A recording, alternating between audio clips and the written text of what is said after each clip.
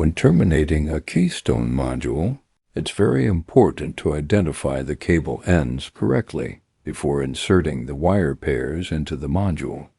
This helps maintain the cable's performance and ensures it passes. Certification testing. Start with the direct end of the cable. Rotate the cable until the green and orange pairs are on the left side.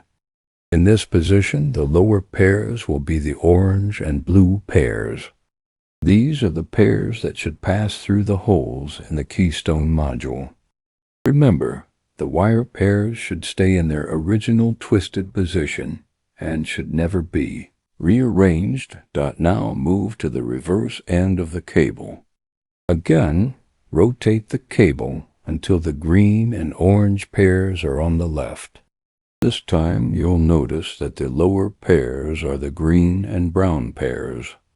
These pairs should pass through the holes in the module, while the orange and blue pairs remain on top. If you rearrange the pairs instead of simply rotating the cable, the wires will not exit the jacket naturally.